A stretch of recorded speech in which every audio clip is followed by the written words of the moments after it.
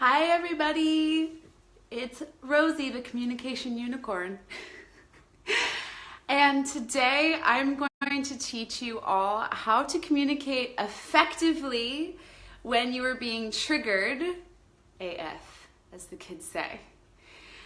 And the reason why I would like to share this with you today is because Kit and I, have been doing a lot of work around this concept lately. And we have been teaching a lot of people this concept lately, and it is super effective. It works really, really well, no matter who you use it on. And I might take this filter off, it's a little too much. And we love it. We've been using it for the last 5 years since we started dating, and it works just really, really well. And we also know that the holidays are coming up soon, and along with the holidays might come some interactions in which you may feel triggered. Who can relate to that? Type it in the chat box. Let me see a comment. Not sure who's watching right now, but hi everybody who's watching. So today I'm going to teach you how to use nonviolent communications OFNR technique. I'm going to teach you the basics of OFNR and how to use it. I'm going to give you some examples. And I'm going to tell you why we use it and why it works. So OFNR is best used in a situation where you might feel confrontational. Obviously, when you feel triggered, right? That's in the title of the video. So first I want to talk a little bit about what happens inside of our brain when we get triggered, okay? Specifically when someone else says something that makes us feel triggered, because lots of things can trigger us, right? Some people can get triggered if they just see a certain color or whatever. But I'm speaking specifically about when there's communication happening between two people and one of those people gets triggered, or both. Okay, so what happens when we get triggered? When you get triggered, how many of you can relate to this? When you feel triggered, you feel like you lose the ability to come up with words. How many people feel like you automatically go into this feeling of being frozen or feeling like you need to fight back, and then words come out that maybe you don't necessarily mean? How many people can relate to that? So what happens when you get triggered is your body goes into operating on the limbic system. The limbic system is our fight, flight, or freeze. It's our survival mechanism. It's our survival brain, our monkey brain. And what happens is your prefrontal cortex shuts down. So your ability for intelligent, rational thought becomes severely impaired. And your body's survival mechanisms take over, which means you'll feel your heart rate going up. You'll feel like there's a stone that just dropped in your stomach. You might feel like you have water in your knees. You might start to breathe really shallowly. You might even start to shake a little bit. Guess what? That's your body telling you that you need to run away from a threat. That's your body telling you that there's a tiger chasing you right now and you better get the crap out of there or hide or play dead, right? So our bodies, even though we don't have those same threats usually in our environments today, and sometimes we do, but most of the time if you're communicating with somebody, there's not a threat of death. Our bodies still respond to that way because how we're wired evolutionarily. Okay? And so how can you act in that moment from a place of rational thought and compassion in order to communicate effectively with the other person? This is the important word, communicating effectively. Because essentially, when you're communicating with somebody else, the most important thing about that communication is the outcome. Right? It's not about who's right and who's wrong in that moment. It's about what the outcome is. And if you want the outcome to be peace, love, compassion, empathy, and understanding, I guarantee that if you use this tool, you will have that. Okay? I know from experience. Okay? So, who's ready to learn this tool? This is also really good because when you're in the moment and you start operating from your limbic system and you lose the ability to have rational thought, having this tool in your back pocket, literally in your back pocket, you can keep it on your phone and you can pull your phone out whenever you need to and take a look at it and remind yourself how to use this tool. It takes the challenge out of trying to be rational in the moment, and you can just say, hold on, let me use my handy dandy tool, and you just open up your phone and you say, okay, OFNR. So this concept comes from a book called Nonviolent Communication. It's written by Dr. Marshall Rosenberg, who's a brilliant guy. He's a communication expert. He's taught military leaders how to communicate with each other, and he wrote this book. It's also referred to as compassionate communication. And it works every time. I highly, highly, highly recommend that you go out and get this book, Nonviolent Communication.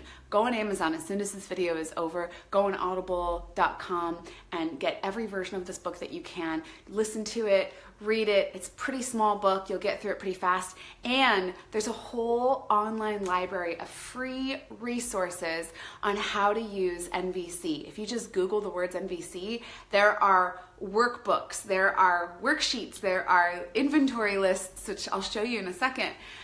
So there's unlimited free resources on how to use NVC online. So go look it up after this video is over. But right now, I'm going to teach you how to do NVC, just the basics, okay? So the basics of OFNR. OFNR is OFNR. And look, I have my little handy dandy notebook here. Let me see. I don't know if this is going to show up backwards for you guys. We'll see. Oh, well. If it does, oh, well. What you going to do? All right. So, O, F, N, R. Is that backwards? Do I need to write backwards? Let me see. I can't see any comments. Hi, Preeti. Yay. Tell me if is that backwards for you guys? Let me try again. Let's see if I can write this backwards. O. I should probably write it over here. O, F, N, R. There we go. Oh my God. This could be good.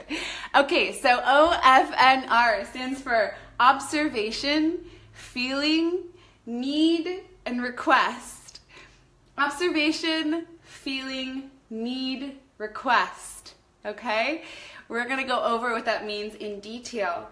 And so this is how you would communicate with somebody in a situation where you feel triggered. The first thing you do is you make an observation. Okay? So I'm going to work with an example so that you guys can really feel how this would work in a live setting.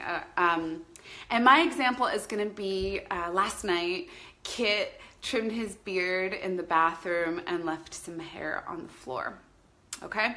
So my observation when I'm talking to Kit would be when you shaved your beard and left hair on the floor. That is an observation. That is not a judgment, and that is not an inference. An inference would be you inferring that somebody did something specifically to hurt you. An inference would be like when you messed up my clean bathroom, or when you sabotaged my night by leaving your hair in the bathroom. Or an inference would be saying like, when you broke my heart. Well, that's a subjective experience, right? So when you make an observation, it has to be a pure observation with no analysis attached to it whatsoever. So for Kit, I would say when you left your hair on the bathroom floor. When you shaved your beard last night and left your hair on the bathroom floor. That's the observation. Are you with me so far? Say yes. Let me see. I only got one comment so far. Hi, Scott. Hi, Sabrine. Hi, Aditya. So good to see you guys here. Okay. So the next letter is F. F is for feelings. So observation, when you shaved your beard and left your hair on the floor. I felt blank. Okay, so the feeling part is the interesting part, because in NVC, you have to use a feeling and not a judgment. You have to use a feeling that you own 100%, and other people can't make you feel anything. You get to choose exactly how you feel and react to every situation. Okay, this is the concept in NVC. So you have to agree. Hi, Amira. You have to agree to this concept before you can use NVC, is that nobody makes you feel anything. You choose to feel 100% of your feelings. In any situation, you choose your feelings.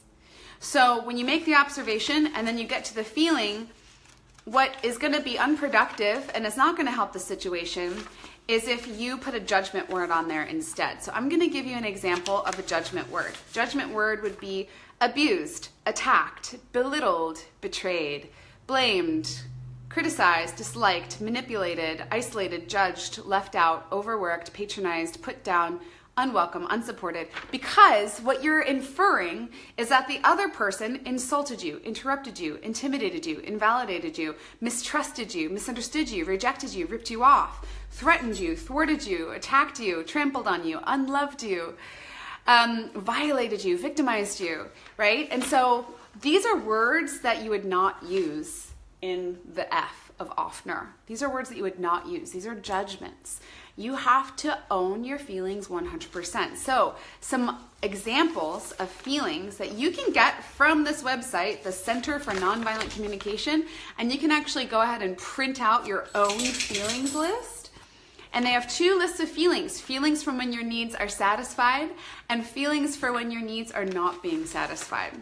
So a feeling word would be, all right, Kit, when you shaved your beard and left your hair on the bathroom floor last night, I felt aggravated, right? That's something I can own. That's a feeling that came from inside of me. Kit didn't do that to me. I'm owning that feeling. Or I could say, I felt angry. I felt frustrated. Those are all pretty good words for this situation. Okay, so that's an example. So when you left your hair on the floor last night after you shaved your beard, I felt frustrated. Then you get to the N in OFNR. What does the N stand for? The N stands for need. So you would say, when you blah, blah, blah, I felt blah, blah, blah, because my need for blank was not being met. So my need for what? What are needs? It's really good to know what needs are. Therefore, go to the NVC website and look up the needs inventory. You can keep this list literally in your back pocket if you need it, you guys, because like I said, when you're operating on the limbic system, words just go right out the window. It's really hard to find the appropriate words. So keep this list handy until you really get the hang of it down. Okay, so here's some example of needs.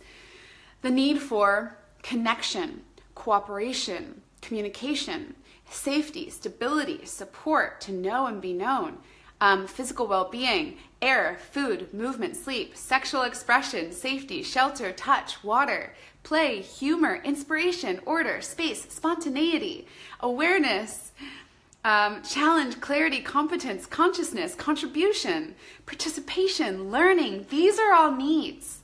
So you'd say, when you blank, I felt blank because my need for blank was not being met. So, Kit, when you shaved your beard and left your hair on the bathroom floor last night, I felt a little aggravated because my need for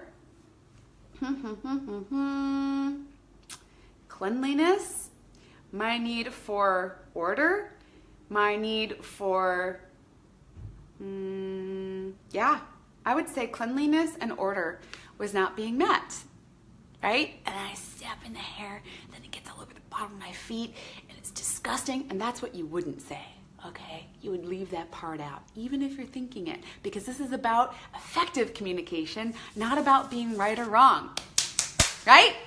Okay, so Kit, when you shaved your beard and left your hair on the floor in the bathroom last night, I felt aggravated because my need for cleanliness and order was not being met, which brings us to, oh good, Amira, I'm glad, which brings us to R, the last, there's Lamb Chop, she joined us. R, the last letter in OFNR is R, and R stands for request. So this is the best part of OFNR. And guess what, guys? It's only a request if the person can say no without you getting triggered as fuck, okay? So it's only a request if that person can say no to your request. But keep that in mind.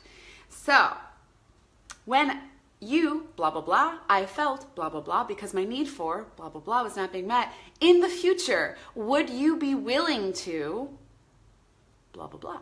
Kit, when you left your hair on the bathroom floor after shaving your beard last night, I felt aggravated because my need for cleanliness and order was not being met.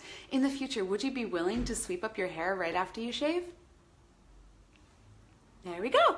And Kit has the option of saying, no, I'll sweep it up in a couple hours, or no, I like to keep my hair in a little pile. But he also has the option of saying, oh yeah, of course, honey. So here's the thing. I'm using a very low stakes situation as an example here because it's easy to make an example out of this. The trickier thing is when you start to use OFNR in a situation where you do feel really, really, really triggered and the stakes are a little bit higher. Okay, so that's when this communication technique really, really comes in handy and is really, really powerful.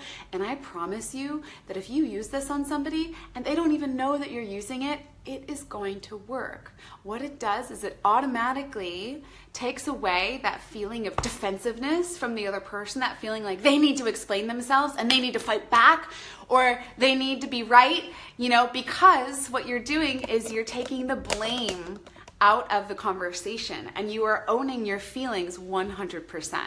And you're basing this on an observational level, on an analysis-free level, a judgment-free level, and you're giving that person an opportunity to have a conversation about this. Now, what I would love to do is invite you to use OFNR sometime this week or sometime over the next few weeks. Like I said, I know the holidays are coming up and sometimes we have family members who really push our buttons. That's why I'm doing this video now. And so who's gonna be using this sometime the next week? So Preeti asked a question. She says, what if the person has no respect for my needs and I still gotta deal with them? Example is with a work situation. I would suggest try using this anyway. Try using it anyway and see what happens. If you're still having a hard time with this person, if they're still violating your boundaries or this work situation is not working out, then get a coach to come in and talk about this more deeply with a coach. That would be a great way to go deeper into this.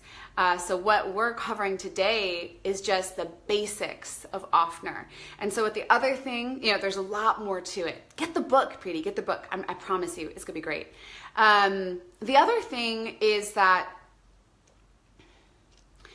when you're using this, I also want to ask you, or just casual suggestion, that you print out these lists and you ask the other person if they'd be willing to practice with you. Ask the other person if they would be willing to practice with you, okay? Because oftentimes they will be, especially if this is somebody that you have a loving relationship with or that you should have a loving relationship with. Say, hey, I'm working on this new communication style. Would you be willing to practice it with me? And then you can get into it. You can say, when you called me this, or when you know, like whatever it was that triggered you, bring it up with them and practice it. And once they know, if you teach them the basics, like I just taught you, OFNR, you've got the lists right there in front of you, and you make it very specific, very clear to them that you can only respond to each other using this formula, I promise you that your conversation is gonna go so much better. And if you frame it in the way of, look, this isn't about who's right and who's wrong. This is about us being able to have a loving, respectful, compassionate relationship with each other. This is about us both enjoying our holidays in peace and harmony and happiness. And, you know, I think that this might work. I think people would be into that, don't you? All right, guys, so I hope that this video helped today. I hope that you got something out of it. And if you did, make sure when this video ends, you click the little button that says enable live notifications. That means that Facebook will send you a little notification every time I go live on my profile. And as you know, me and Kit go live pretty often, and we'll make little videos like this every so often just to give you guys little tidbits about what it is we actually do when we're coaching people, so you can get a deeper idea of what that means and what that would look like in your life. Also, we have a YouTube channel. If you look up on YouTube, the little volcano, you'll find our channel, and we put videos up on there all the time too. So go subscribe to our YouTube channel, and I hope you guys all have an awesome Sunday today, and I'll see you tomorrow for Manifestation Bathtub. Bye!